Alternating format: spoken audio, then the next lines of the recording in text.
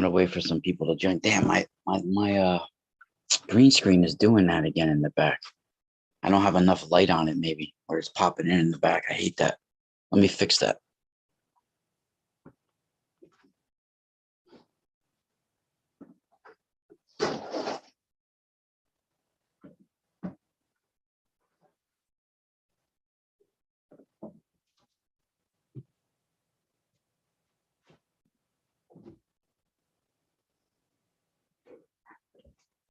Let me see if that's better. Yeah, I think that works better a little bit, hopefully. How's everybody doing out there? Esma, I'll be contacting you soon. A couple of people I've been working on readings for on Patreon. So I was injured a couple of weeks ago. Well, a week ago. I fell on the ice shoveling, so shit has been a little slow, but I'm getting to people. Let me move this.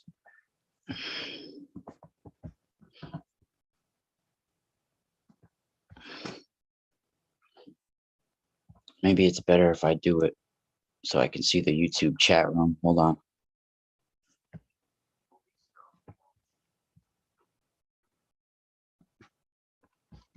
Maybe I can move this whole thing over here. Yeah.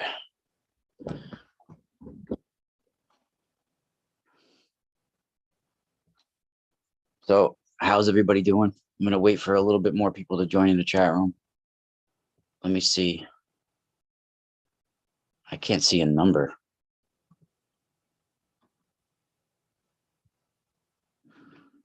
I don't know why it's not showing me on here. Let me go get my other thing.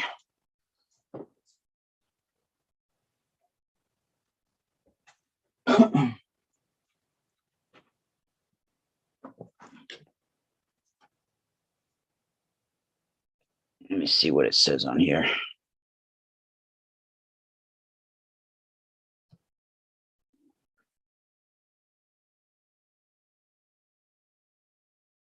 Oh, we got like 3, I think. Pennsylvania.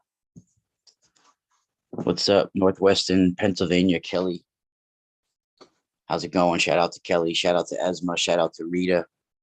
Shout out to everybody going to be joining here. I hope the background, last time I did a live show, we were talking about the harmonizers as well, and how there was an artistic rendition of a recent supernova overlaid over the actual supernova in that picture. And it was really interesting, really, really interesting. And well, my hair is like glowing in the back. I have it all tied up back there. But yeah, I might be cutting my hair soon because that shit is extremely long. Doesn't fit me, but for those that don't know, my hair, I've been growing it for like 3 or 4 years now. Thank you, everybody in the chat room. But yeah, my hair is extremely long. It goes all the way to the back, down the back of my neck, down the middle of my back. I used to have, well, I've always been a hard rock guy anyway, metal. I'm into everything, drum and bass. I even have drum and bass logo. I've had it for over 25 years. That's from Metalheads. So that's part of a biomechanical piece that I have that goes all the way around. It's biomechanical piece that goes all the way around here. And then it goes into, actually my chest here. This is very interesting part of my birth that goes into it here. It like leads into the biomechanical piece. See, there's actually, people have stolen my design and used it on a comic book, somebody I was working with. But this is actually from my birth. I have the umbilical cord going to the headphones with a star baby, almost like a hybrid sort of baby. And look, the umbilical cord goes to headphones, and he's underneath the crescent moon, the stars.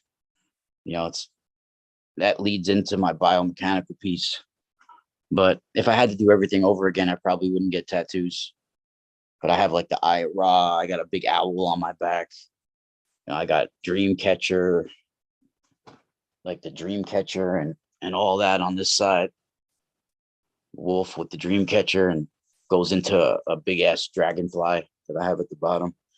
Well, the dragonfly actually goes into, is at the bottom of this, at the bio, the mechanical piece here, dragonfly. But I've been getting tattoos from like, I got tattoos like in the mid 90s to the early 2000s, and then I stopped.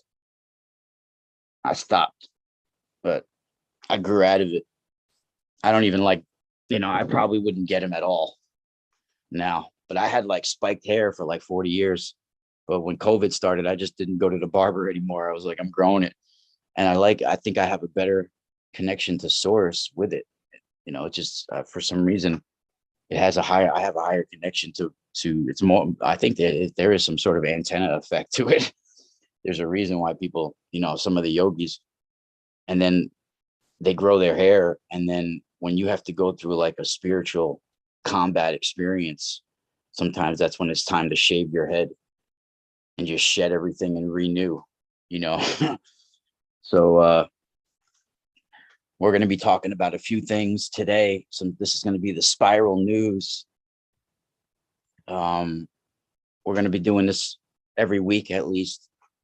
And if you guys haven't joined my Patreon yet, I really highly recommend you go to my Patreon, patreon.com/the mystical spiral. I put information I don't include here in the public on my Patreon. Like, for example, I talk about certain information like regarding the Euphrates River recently, or on Patreon, I actually reveal the exact locations where I'll remote view where I believe certain things are, and things like that. The more in-depth information is on my Patreon. And for those that don't know, that are new to my information, my research, my work, I also just started a project working with Richard C. Hoagland and a group of interesting people that he has in this project, including my friend Maria Wheatley, who I've known for many, many years now. I think I met her almost 10 years ago. Not many, many years, but it's a long time in this field to be interacting with somebody and doing radio shows and stuff. And David Serrato, who I've just recently met, is part of it. A guy named Thomas Mathers, who's real cool, who's part of it. A guy named Jonathan. There's a few others as well. And of course, Richard, where we're going to sacred locations and doing transmissions at 432 hertz and 144.1. And we've been getting transmissions that are like coded, almost like not Morse code, but something very similar that we're receiving. And not only was that, but I was getting like off that frequency, I was getting images and a whole bunch of experiences when I was receiving the transmission at the Balanced Rock.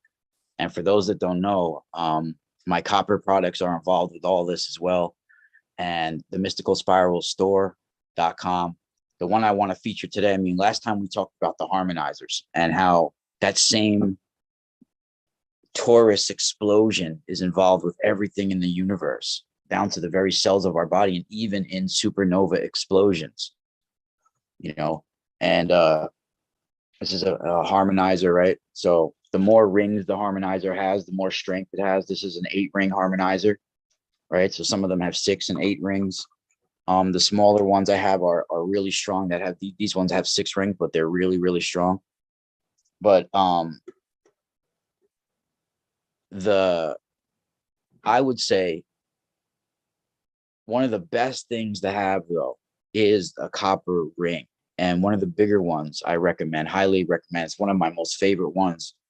And I'm surprised a lot of people haven't picked these up yet, but these even fit directly over your smart meter or electricity meter. They could fit snug over that. Most people can fit these over their head as well. Like my wife and Pete, definitely most women could fit these over their head.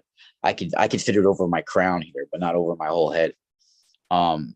But they can be used to just take pain out of the body as well. Like if you have a stomach ache, you literally tuck this in your pants, in your waistband, and lay down. And you can even use it in combination with an AccuVac coil or a coil, and it'll pull the pain out of the body. It fits over. These are large rings, right? You can even affect clouds with these rings. I'm serious. The bigger they are, the higher their influence are. But these recently, I had a bit of food poisoning, and man, this helped a lot. Just laying with this over my belly area. Right, you want the middle to be over your belly area if you have a stomach ache, and it goes the same with headaches and everything. These they can help pull pain literally out of the body, and the harmonizers even help pull smells out of rooms. Right, they can help pull smells out of the room. They can help stop babies crying.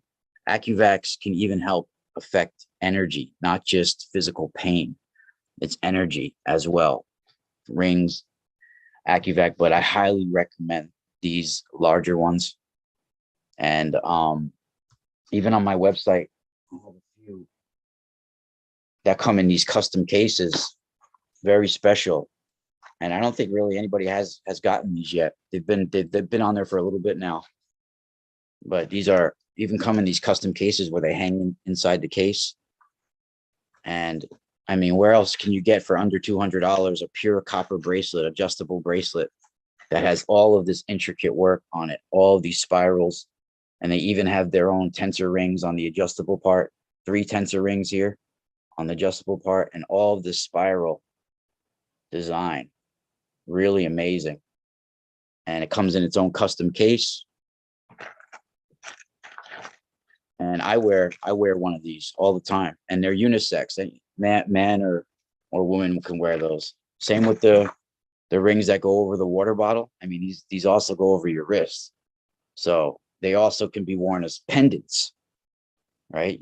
They come with necklace material as well. So, I mean, you could ball out and wear a big one, but I got the smaller raw moo ones that are perfect for pendants and as well. And women and smaller wrists can fit even the raw moo sometimes over their wrists. But for those that can't, I have adjustable ones, right? And all sorts of necklace and pendants and everything. The crystals too. I'm adding more crystals every day on my website. And right now you can take 5% off every order for Spiral 5 code. And also anybody who orders today for sure, or pretty much anytime, I always include free crystals or stones with every order, or some sort of gift with every order.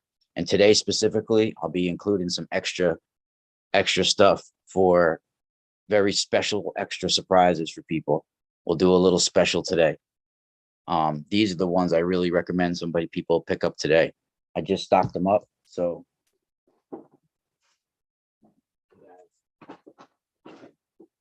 we got some. We got them all ready for you, ready to go. So it's all ready for you guys to go right now. And we'll get some special presents with you guys with your orders. We'll make sure you have some cool crystals and stuff to put inside.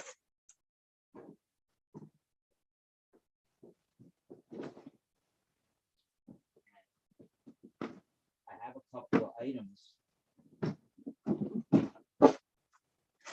couple of items up on my website that are actually like instant family heirlooms. One of them is a crystal skull that I'm not gonna take it out right now because it's packaged away special for whoever buys it. I'm not taking it out again. It's all ready to go, and it's put away, packaged up already. So I'm not gonna disturb it. That's how it goes, right? So I could show you basically what it's like. It's comes with a copper harmonizer like this, with a crystal skull that's custom made to fit perfectly and rest on top. The copper harmonizer was custom made specifically for that crystal skull. And the crystal skull's small. I'll show you the size.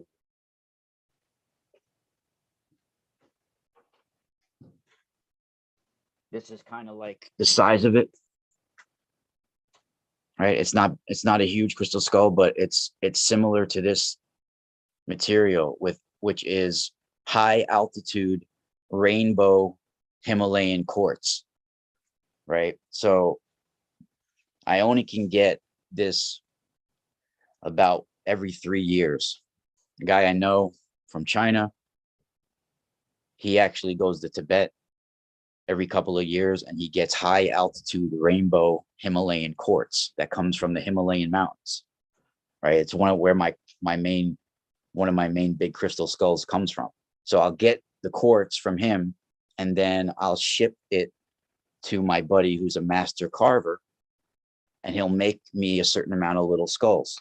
I get the little ones because I can't afford to get those big ones made, and it's more doable for my customers. So I have them at affordable prices, like $30, 30 or so dollars for a little, right? But which I don't make much money off, but there's ones that I'm going to charge a lot of money for because they're worth a lot of money. And I'll ask you why. Because not only am I having somebody go get them in the Himalayas and then bringing them to me and then me shipping them to someone to get them carved, but I'm putting them for a month charged with my special crystal skull, which has been charged at sacred sites during winter solstice for many, many years, been used with frequency generators at 432 hertz. So it has a catalog of memory of frequency related to 432 hertz at sacred sites for years. At certain, especially even December 20th, Saturn Jupiter conjunction, during the actual alignment, it was in there charging so it's like a family heirloom. Like it's a crystal skull that has a lot of sacred energy inside of it, cosmic memory inside of it, and it'll help you connect to source and cosmic. And it's all about 432 and higher frequencies that's been imprinted like a catalog inside of it, So it's very, very special. It comes with the harmonizer, so it can sit on top of the harmonizer, something like to the effect like this, like this. And it's made custom for it to stay on it like that, and to sit. It's really intense. And this one has a special, it has rainbow glow inside of it at certain angles, similar to my larger one, right? My larger one is worth thousands of dollars now, if not, just normally it's worth almost $1,000 because it's like 7 inches, right? But with all of the catalog of cosmic energy that's been imprinted and recorded in it now, it's really intense, right?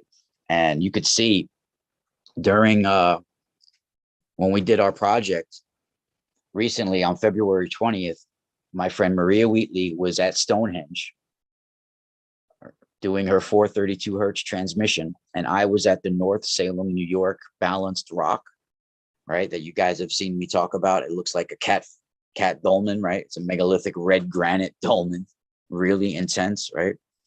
And I was recording the transmission, and we both had very similar recordings to transmissions, what was going on. And I had a very interesting experience. I recently talked about it on the Richard C. Hoagland show. I'm part of the project with Richard C. Hoagland now. I'll probably be on this Saturday or Sunday as well. I was on last Sunday on the show to talk about it. And I could even show you some of the pictures that I was getting at this site during it, even orbs that were found near me, around me, all sorts of weird light going on, the way the sun was interacting with the red granite and the crystals, the rainbow of light and energy. I was seeing all sorts of things going on there. It was really incredible. I can even share some of the, hold on. I can actually share some of the,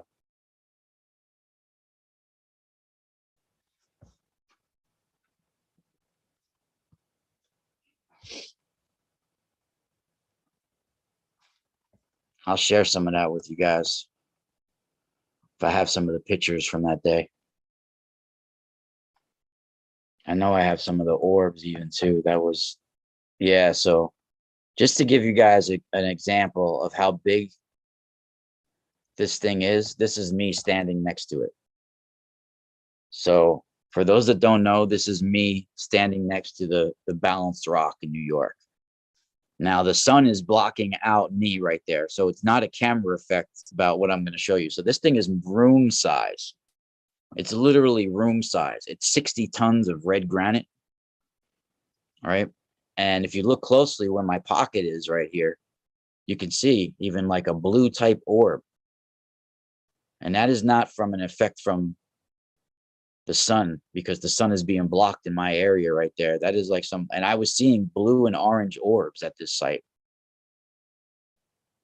especially if you go there overnight and you stay overnight. When the sun sets and night rises, right at that dusk moment, there's a lot of those orange globe spheres that appear at this site. It's the way the electrons and electromagnetic energy of the place. It's built on top of a -400 gamma magnetic anomaly coming out from all directions, not from the stone, but from underneath the rock. And this is a chamber here underneath. At one time, most likely this chamber was more covered. So it was just a hole at one end, like an opening. So you lay in it and it's like a bed chamber. And red granite, all granite, emits low levels of radiation. So it could be like an energy chamber where it's healing people and giving seeds, enhanced treatment, like a seed treatment plant, right? This was discussed by John Burke and Dr. Bruce Cornett in Seed of Knowledge, Stone of Plenty book. And, you know, it's really intense. And you could see even the blue orb type intelligence. I was seeing these types of things. Very interesting. And this is the back end, right? And this is some of the light, interesting light. And what I discovered too, right here, you see the waves of energy too, man. There's just, you could just see the certain sacred geometries too within the plasma and the light. But right here, you see where my arrow is, how this goes. There's a shoehorn right here that you could see. I think this is where there was a chamber as well that goes even underneath, because there's underground water beneath here as well. And right here, there's like a shoehorn. It almost looks like a trench that most people don't, you can't tell when you're really up close unless you see from far away. But this right here, there goes like a shoehorn like this around it. And I think, and in fact, once you come to the top of that shoehorn shape, dowsing is right where the dowsing rods go crazy. Right? It's really incredible. I'll show you. See, this is another angle, right? So right here where I'm talking about, there's like a shoehorn that goes around right here. It goes around. It's like a shoehorn shape. And I think that's where the chamber goes underneath. I really even think there quite possibly might be some sort of king or important person, maybe even a giant 7-foot giant or something buried underneath this spot. I don't think anybody's ever done a survey to see what's underneath it. I'm very interested to know what's beneath it, because I do think there's chambers underneath. Let's see. That's what I think. That's it with that. I got a whole catalog of pictures. See, that's actually from the Grand Michel tumulus, that one as well. But you guys can see up close what it cleared up a little bit, that little orb type thing right near my pocket area at that site. You want to see something really crazy I never shared with anybody on YouTube before. This was a couple of years ago with me visiting. I used to live in Middletown before I moved back to this area where I grew up. I was outside the Masonic Temple one day, and I felt something staring at me. So I took a picture of the place so I can further examine the picture later on, because I felt like somebody was looking at me outside the windows. Right. So when I started looking at it further on, I saw something in this location right here staring out that little side window. Right. So let me raise, let me zoom in a little bit for you guys. So if you could see right here where that hand is like a face, white face with black eyes. and mouth staring directly down at me, taking that picture right here. That's incredible. See it? It's like a demonic face, almost a white face with the nose and the black eyes and the mouth open, staring right down at me. That angle that he's looking right down at me. Incredible. Right? And this is it with it circled right there, blown up right here. See where that hand is? Really incredible. Creepy even. Creepy even. Heavens to Murgatroyd. It's creepy even. Heavens to Murgatroyd.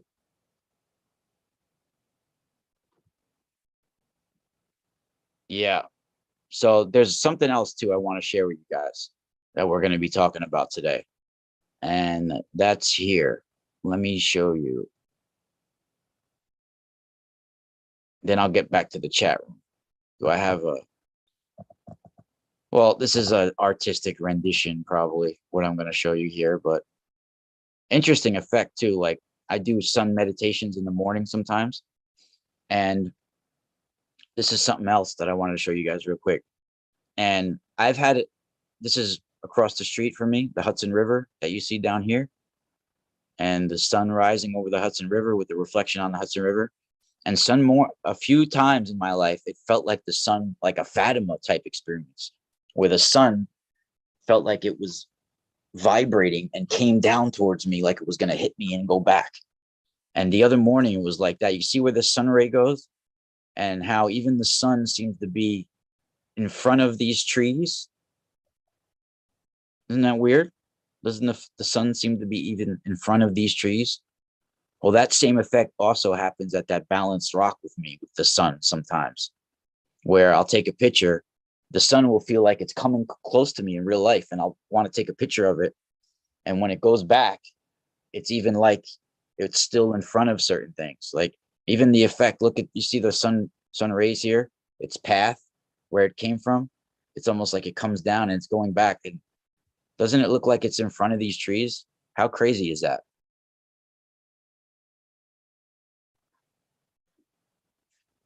And I've seen that several times.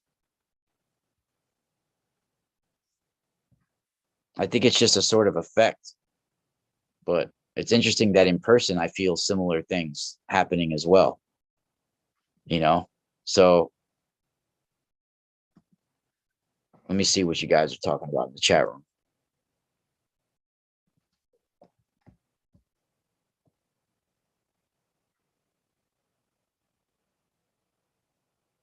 Yeah, I did lay under it.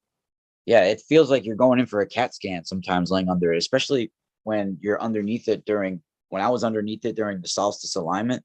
That was the energy. Like you could feel it in your chest. You even feel it in your chest about 5 minutes down the road. When you get on a certain road that the rock's on, and you're right down, like when the first time I ever drove there, well, the first time I ever was there is I passed it before when I was younger. Like my brother used to deliver oil in that area, and I passed it on the oil truck riding with my brother as a kid. But I didn't actually stop at the site till later on in life, right? But when I started driving there on my own, when I got older, right when you get about 2 or 3 miles from it, a couple miles down the road, you get on the road that it's on. It's like you feel the energy that it's like you start to feel it in your chest. You know it's close, and you know you're on some sort of energetic lines. So it's really incredible area, and it's like a Stonehenge type area, but it's not as big. Like it's only one dolmen, right? Stonehenge has all these different dolmens, but it's a similar type. It's one of the most incredible dolmens in the world, not just in North America or New York.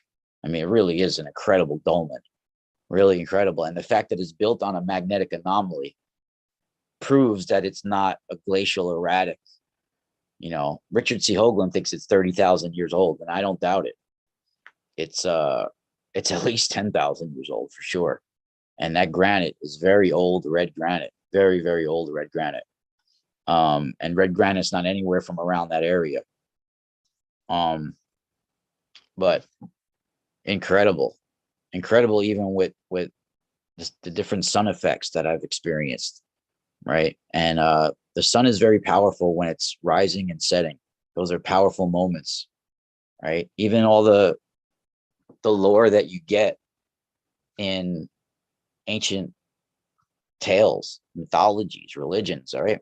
Even tales of the fairies, or even in the Native Americans, you know, the fairies, the fae, in Italians, the folletto, right?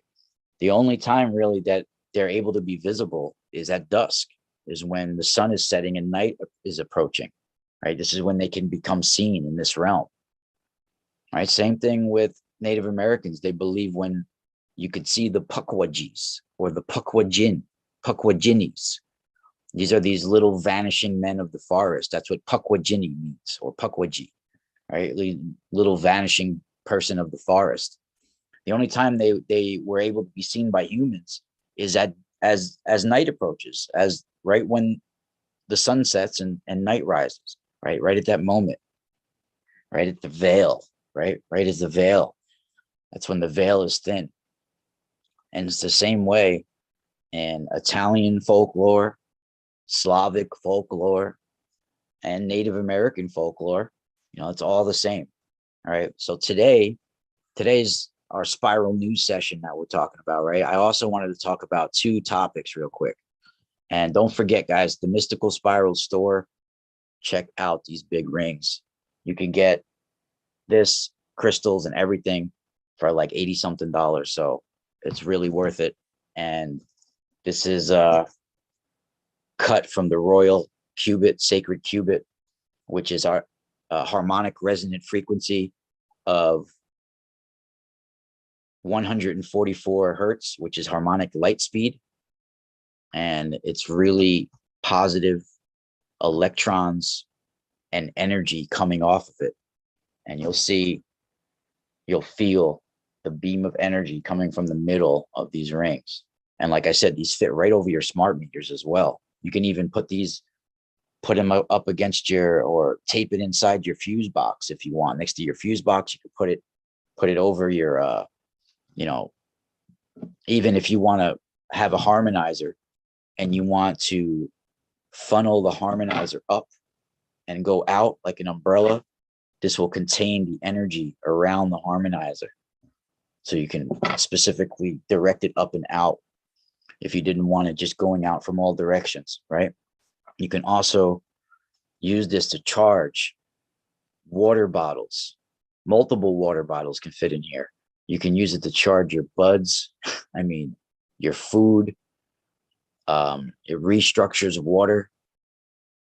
It could be used, since it's a big ring, it could be used for almost anything, putting it over your legs, your arms, all of that. So this is really multi-use. These bigger ones are really my favorite. These are my favorite. I always carry this in my book bag, one of these. So that I really recommend. And of course, these are double wrapped harmonizers. So not only is this an 8-ring harmonizer, this is double wrapped. I have a friend who helps me and my buddy Masaki out making some of these products, right? And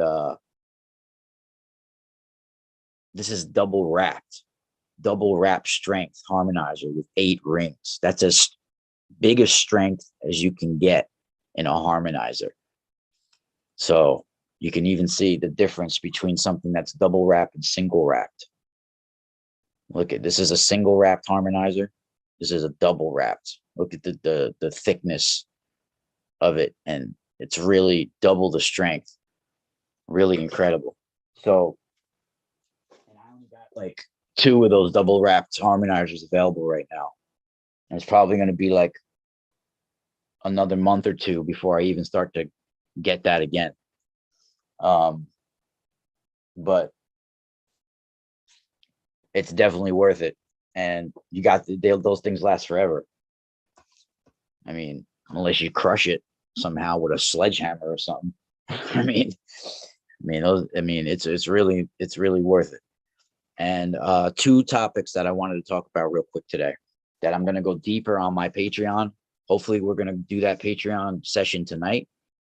And I'm going to be exploring deeper some of my remote viewings and my research that I put in to go along with my viewings, right? And there's an interesting, mysterious, and powerful people that's probably the least, I would say, researched ancient Near East people that we know of, and that is called the Mittani, right? They were called the Mittani. Now, this was a what they call a Hurrian state, the Hurrians, which is Hurrian. I think they're Hurrians, right? So the Mittani were a Hurrian state. They were Hurrian people. They were one of the chief Hurrian states. And by the time of the beginning of the 18th dynasty of Egypt, the 18th dynasty is where later on in the 18th dynasty we have, of course, Akhenaten and King Tut, right? But his father, Akhenaten's father, Amenhotep or Amenophis III, is part of the 18th dynasty. But we have, by the beginning of that 18th dynasty, you have the Mittani basically establishing, and Mittani is spelled Mittani, I believe, Mittani, right there. By the time the 18th dynasty started, they had pretty much established their chief capital state between the upper, like in the upper Tigris and Euphrates River, between those two, right? So we're talking about northern Syria, some Turkey, right? Anatolians that at that time, right? So they had a capital city that was called Washukani. Now, it's been debated by scholars all these years, the ones that actually do research the Mittani and talk about it. And I've even speculated and not speculated, but I've even chewed on the idea of starting another YouTube channel that's called Assyriology, about Assyrians and ancient Syria and even Sumerian, all of that.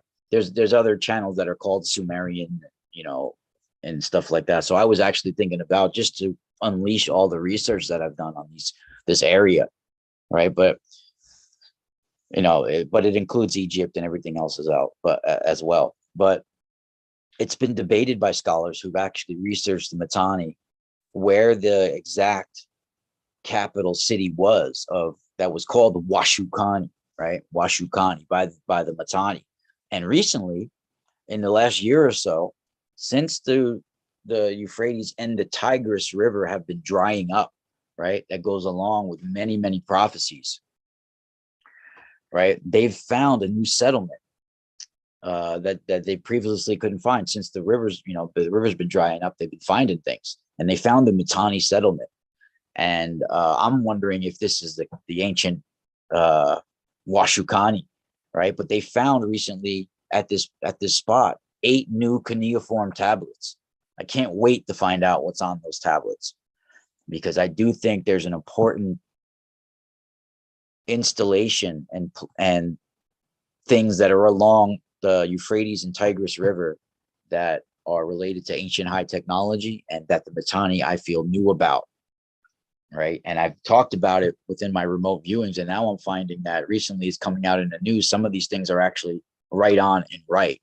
And I always talked about as well how I felt, there's, for those that are into ancient writings, there's some interesting writings that were found. I think they were found. Let me see where they were when they were actually found. Hold on. I have it right here. For those that don't know, it's the Amarna letters was what I'm talking about. So you can get a reprint copy of the Amarna letters, most of them that they have, right? So in the Amarna letters, which is from 1400 BC, right? They were found in, hold on, in 1888. They were found, and of course, Amarna, Egypt. Amarna is the place of Akhenaten, right? His capital city, right? So very, very interesting area that they were found. by a woman, a peasant woman, found them like, in the sand. She found a mass of them, over 300 tablets that were stored in ancient boxes. They were trying to sell them at first, like, these people, they didn't understand the value, and people thought they were fakes at first until they realized, like, how interesting these are. So I've been reading these Amarna letters for years, right? Many years. This is actually my third copy because the other copies fell apart. And of course, there was a very interesting, now in these Amarna letters and a lot of these ancient writings, there's another series of books that were put out in the 1800s that were called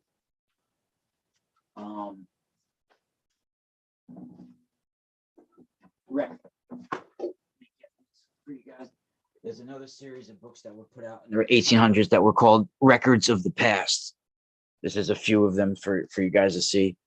They were called Records of the Past. This is a bunch of translations of Eastern Asian, Near Eastern Asian, Assyrian, Egyptian monuments. They're translations of a lot of the obelisks, a lot of the steles that they found. All of these. So you could read and look through all of these translations if you ever wanted to. And I have pretty much everything that's out to the public, and some that's not out to the public to go through, that I've gone through over the last several decades.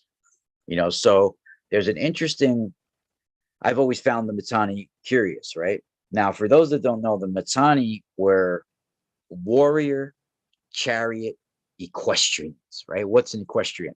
Equestrian is like a horse riding person, but they were warrior, chariot warriors. They were the first to bring this warrior chariot class, right? And they had a covert group of Mittani that were specific. When I mean chariot warriors, they were like Mad Max for chariots. Like, they looked like, and they were like very flamboyant. They were the most flamboyant of charioters. And what I mean like that is they had a very special way of dress and wearing their hair. They would wear their hair in these like 3 pigtails, and they would grow these certain beards, and they would have a certain uniform they would put on. And they had these warrior chariots. They were like Mad Max warrior guys, like dressed up all flamboyant and crazy, right? And they were really incredible people. So the Mittani had a covert class of these warrior chariot guys that were called the Mary Anu, right? Mary, Mary, Annu, Mary Anu, right? Which, it's interesting too. The Mittani had their language was actually most similar to the Aryans of the ancient Sanskrit language that was in the ancient Near East at the time, the ancient Near East Aryans, right? So they had their language was very similar to ancient Sanskrit Aryans from the ancient Near East that were in there. And the Mary Anu means in Sanskrit, young man, mighty warrior, or mighty hero warrior, right? So it's very interesting name, Mary Anu. Mary Anu was like a Nephilim bloodline, covert, elite, knightly class. They quote unquote knightly class of chariot warriors that first fought. The Mary Anu first fought for the Mittani, right? And later on, you see Egyptian charioteers and other charioteers adopting this style of the Mittani Mary Anu, with those 3 pigtails, one coming out in the middle and 2 here. And then, they had a certain style of that was interesting. So the Mittani were at war with all sorts of people over time, right? But eventually they started to marry in an intermarriage with Egyptian royalty, right? So it first happened with, I think, Thutmose II, or maybe before that. But eventually it continued with Amenhotep II and Amenhotep III, right? Amenhotep III is very, very special. I've talked about him before. even more incredible to me than Akhenaten. And people tend to talk about Akhenaten nowadays, but his father to me was way more incredible, right? His father was dedicated to Sekhmet or Sekhet, right? He was also dedicated to lions and sacrificing lions as well sometimes. And he marries Mittani princess, right? So in the Amarna letters and a lot of these ancient writings that we have, you'll see certain letters that are written from like a Mittani king or a Hittite king to like an Egyptian pharaoh and so on, right? So when we come to the Amarna letters, there's an interesting letter that's written from a Mittani king to Amenhotep III, or Amenopus III. He goes by either Amenopus III or Amenhotep III. And Akhenaten, by the way, is Amenhotep IV or Amenopus fourth, right? It's spelled either way. It's either Amenopis III or Amenhotep III, right? So he changed his name to Akhenaten like in the 6th or 7th year of his reign, right? And then he changed, which is like, Akhenaten, which means like intelligence of the Aten. Ak means intelligence, and Akhet means horizon. So he uses like those words in his name.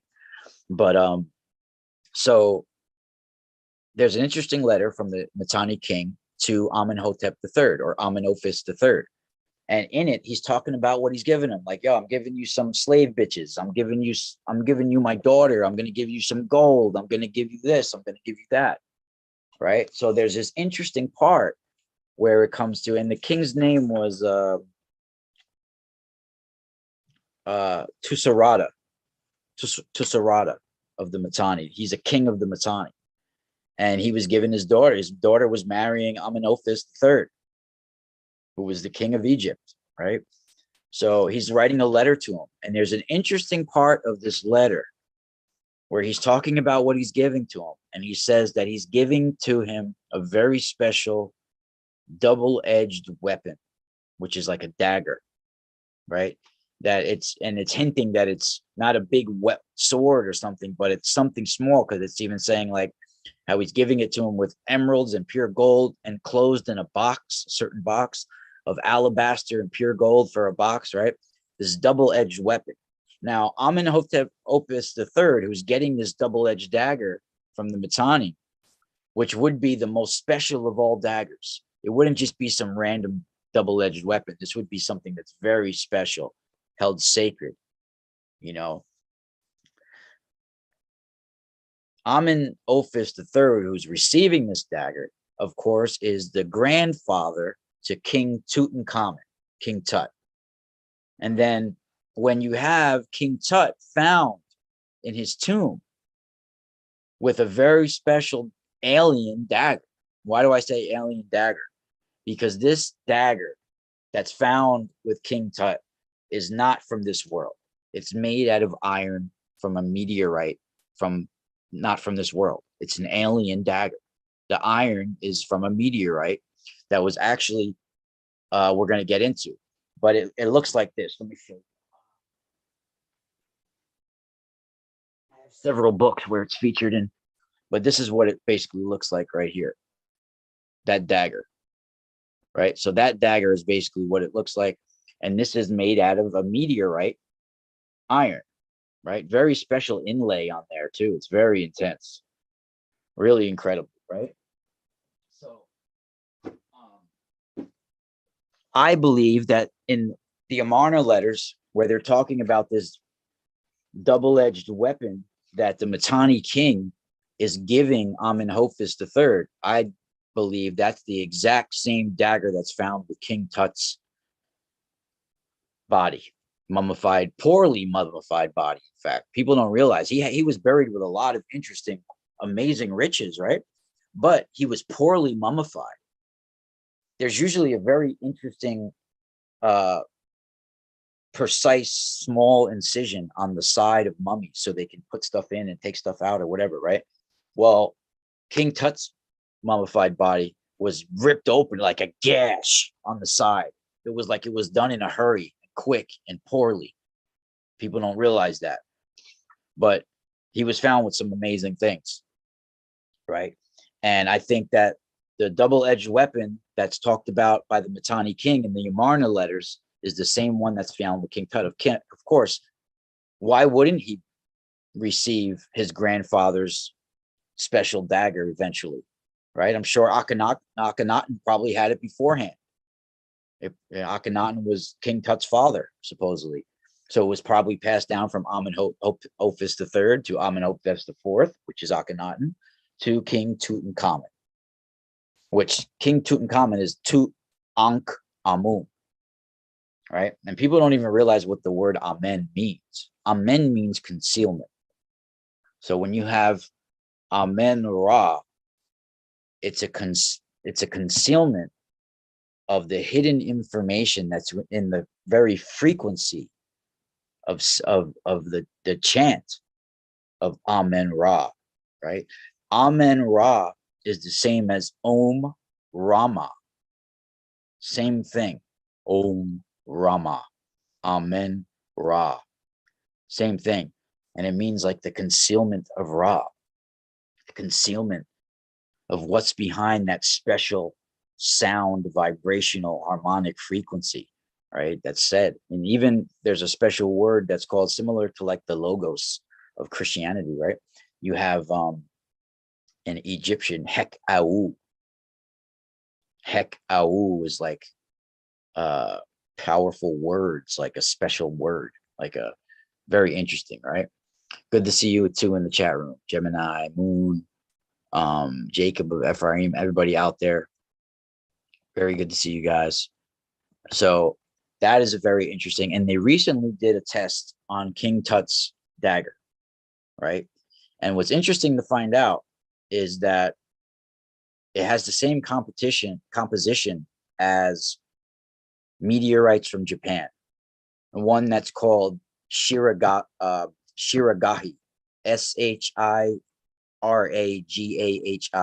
Shiragahi. It's the Shiragahi meteorite, which there was several Japanese royal swords made out of this meteorite. It's called the Shiragahi meteorite, right? So it's quite possible that the Mittani had this dagger made from meteorites that came from Japan. I mean, it's quite possible. I'm not saying it definitely came from it, but it's the same composition. They just recently did the test. And it's really incredible, really incredible. So it is an alien dagger.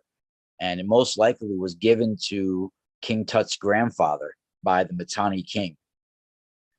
Really incredible. And also, so we're going to be going into that further.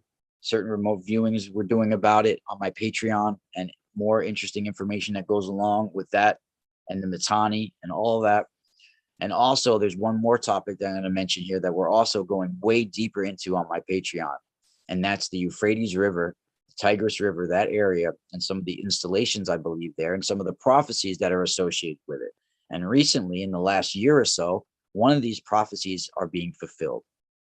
And what am I talking about? This is the ancient Muslim prophecy of Muhammad, that in the future, when the end of days come, that a mountain of gold will be revealed when the Euphrates River dries up.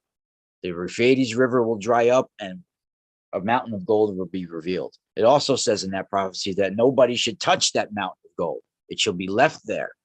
Otherwise, there should be dire consequences, right? So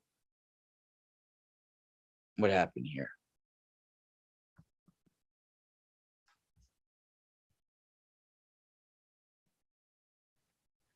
Back. Hold on. I lost it for a second. Yeah, meteorites, Damascus steel knife. Yeah, so they talk about this Muslim prophecy, right? And Muhammad says, and then in the last year, since the Euphrates River and the Tigris River has been drying up in Turkey, they found 99 tons of gold, a hill of gold. And it's been kind of hush hush quiet, but look, we'll we'll look it up here. I could share screen. Here, we'll look it up. Here for you guys. We'll look this up right now. Oh, I just got to add another screen here. Look. Let me see. Euphrates River.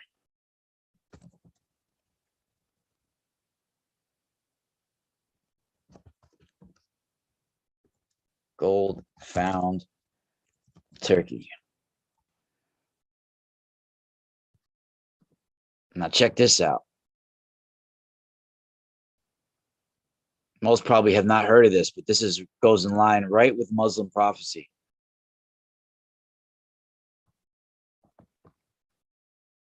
I don't want to show a video, somebody else's video on here, but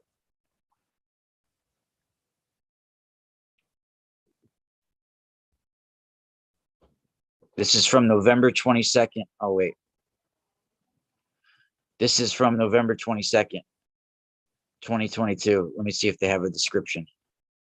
Look at Turkey has discovered a massive gold treasure. Turkey weighs of this gold treasure is said to be 99 tons. 99 tons, right? So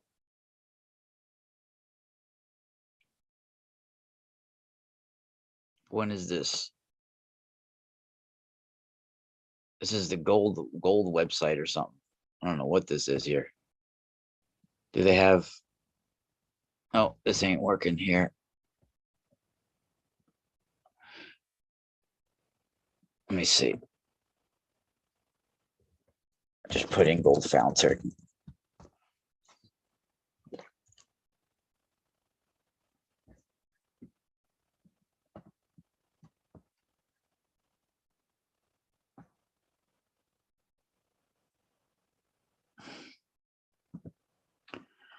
Yeah, Turkey has discovered 99 tons of gold, which is $6 billion. $6 billion. And it was found right because of the Euphrates River drying up. And it's right from Muslim prophecy. Let's see what the Muslim prophecy says on here. Muslim prophecy about gold.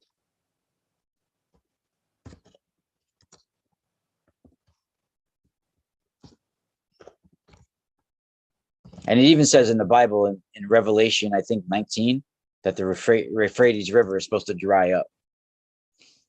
All right. It says the Euphrates River will uncover a mountain of gold in it. Many of the prophecies, especially related to the signs of the judgment day that our beloved prophet Muhammad stated 1400 years ago, have come true. A prophecy that the dying of the Euphrates River is concerned, gold digging has yet to come true. But the gold has already been revealed. And it's interesting because it says that it's not supposed to be touched. And I think that there's deposits on our planet on specific coordinates for certain reasons, right? Gold is conductor of energy and all this stuff, right? And it might be a huge deposit in that area because it's doing something on our specific ley line harmonic energy grid. And touching it and taking it from there might be detrimental to the harmony of our planet. Now, people don't think about that, you know, and that might be a big possibility. And touching it might be detrimental to our planet. And I truly believe that.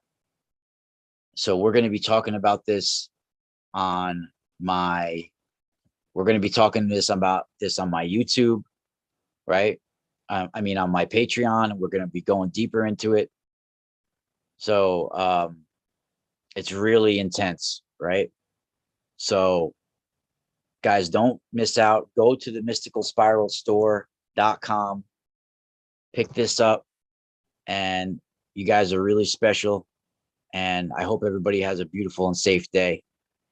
And goodbye for now as we spiral out.